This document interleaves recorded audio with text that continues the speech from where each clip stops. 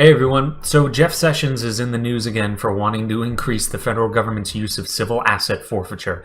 If you don't know what that is, it's basically the government seizing your assets and stealing money from you without even being charged with a crime. One of my first videos on this channel was about the fact that civil asset forfeitures have now actually surpassed the dollar value of all theft and robberies in the United States combined. That means that the federal government is more of a thief than all criminals combined.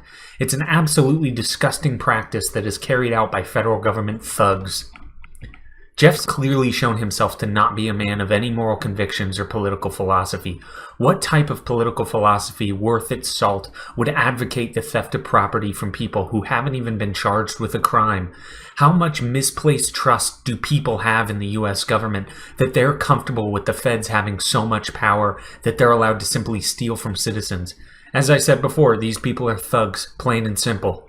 Civil asset forfeiture really started taking off in the 80s when the federal government was attempting to crack down on drug cartels. Isn't it funny how one abuse of power and violation of natural rights leads to more abuses of the same variety?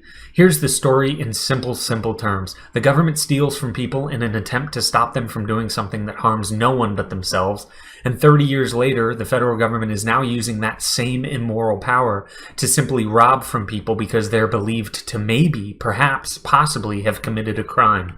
This is the government stealing from people. And it isn't even like taxation, where people give these vague, fantasy-laced arguments about the social contract or the impossibility of roads and bridges without government. This is no different from me suspecting my neighbor of stealing something at one point in time, so I break into their home and jack a bunch of their belongings, and not only that, feel self-righteous about it. I'd be a scumbag in that scenario, and that's exactly what our government and Jeff Sessions is in this scenario, a bunch of low-life scumbags. Thanks and have a good evening.